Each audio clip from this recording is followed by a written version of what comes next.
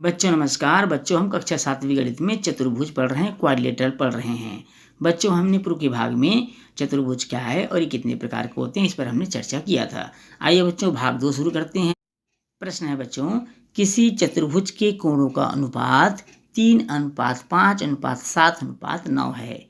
उसके प्रत्येक कोण की माप ज्ञात कीजिए। ध्यान से एक बार और सुन लेंगे बच्चों।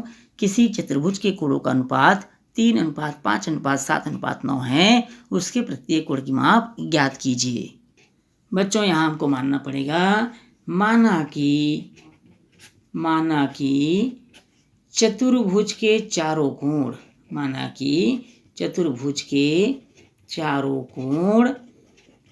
कोण ए बराबर हम मानते हैं 3x, कोण बी बराबर हम मान लेते हैं 5x, कोण सी बराबर हम मान लेते हैं 7x और कोण डी बराबर मान लेते हैं 9x। क्योंकि 3:5:7:9 के अनुपात में इनके कोण दिए हुए थे बच्चों, इसलिए हमने इसको 3x, 5x, 7x और 9x मान लिया है। चूंकि हमको मालूम है बच्चों कि चतुर्भुज के चारों कोणों का योग कितना होता है भाई, 360 अंश होता है। चतुर्भुज के चारों अंतःकोणों को कितना होता है, 360 अंश होता है।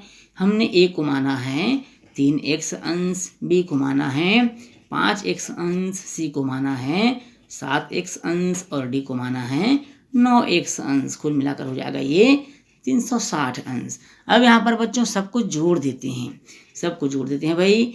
3x अंश, 5x अंश, 7x अंश और 9x अंश सबको जोड़ने से हमको मिलेगा 9 7 16, 16 5 21 और 3 24x अंश मिल जाएगा, बराबर हो जाएगा 360 अंश। x अंश बराबर हो जाएगा बच्चों 360/24। अब इसे हम विभाजित कर देते हैं। 6 छक्के 36, 6 शून्य शून्य, 6 चौक 24 हो जाएगा बच्चों। 60/4, फिर इसको विभाजित कर देंगे, 15 अंश मिल जाएगा। तो x का मान कितना आ गया बच्चों, यहाँ पर 15 अंश। अब यहाँ x का मान तो 15 अंश आया है, तब कोण ए कितना हो जाएगा, कोण ए बराबर हो जाएगा 3x अंश, अर्थात 3 × 15 बराबर हो जाएगा बच्चों 45 अंश। कोण बी को हमने माना है 5x अंश माना था, 5 × 15 हो जाएगा, अर्थात 15 पंचे 75 अंश।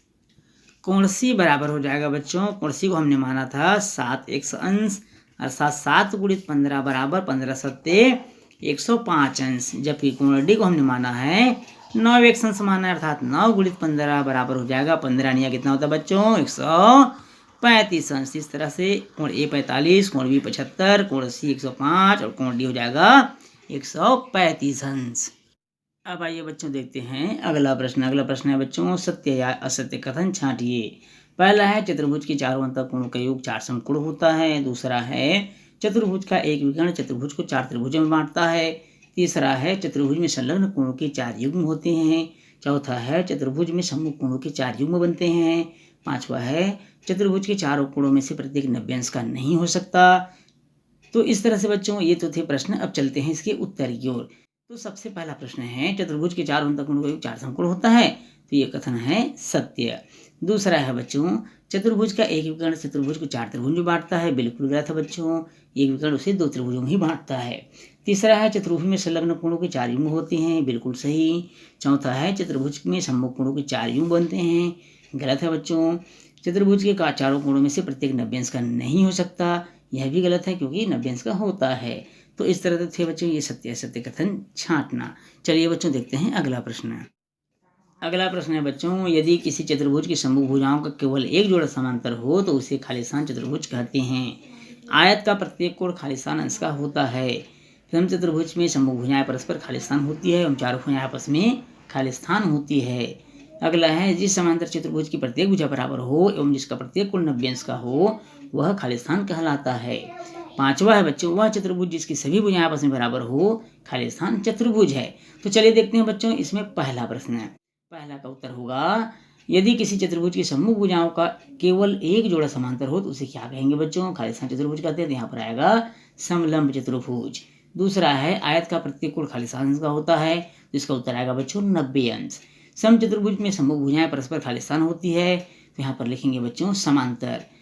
क्या होती है बच्चों, समांतर। और चारों भुजाएं आपस में खालिस्तान होती है बच्चों, तो यहाँ पर लिखेंगे बराबर। क्या लिखेंगे बच्चों, बराबर। अगला प्रश्न है, जिस समांतर चतुर्भुज की प्रत्येक भुजा बराबर हो एवं जिसका प्रत्येक कोण 90 अंश का हो वह खालिस्तान कहलाता है। यहाँ पर लिखेंगे हम वर्ग। वह चतुर्भुज जिसकी सभी भुजाएं आपस में बराबर हो। खाली स्थान चतुर्भुज है तो यहाँ लिखेंगे हम समचतुर्भुज। क्या लिखेंगे बच्चों? समचतुर्भुज। देखते हैं बच्चों अगला प्रश्न। अगला प्रश्न है बच्चों, सत्य असत्य कथन छांटिए। पहला, आयत एक समांतर चतुर्भुज है। दूसरा, प्रत्येक समांतर चतुर्भुज एक आयत होता है। तीसरा, प्रत्येक समचतुर्भुज एक वर्ग है। चौथा है बच्चों, पतंग एक चतुर्भुज है। पांचवा है, समलंब चतुर्भुज की समभुजाएं परस्पर समांतर होती है। तो चलिए बच्चों देखते हैं इसका उत्तर। पहला है बच्चों, आयत एक समांतर चतुर्भुज है, बिल्कुल सही, कथन सत्य है बच्चों। दूसरा है, प्रत्येक समांतर चतुर्भुज एक आयत होता है, यह कथन सत्य नहीं है, अर्थात असत्य होगा। तीसरा है, प्रत्येक समचतुर्भुज एक वर्ग है, यह भी असत्य है। चौथा है बच्चों, पतंग एक चतुर्भुज है, बिल्कुल सत्य है बच्चों, कथन सत्य होगा। पांचवा है, समलंब चतुर्भुज की समभुजाएं परस्पर समांतर होती है, यह भी कथन असत्य है।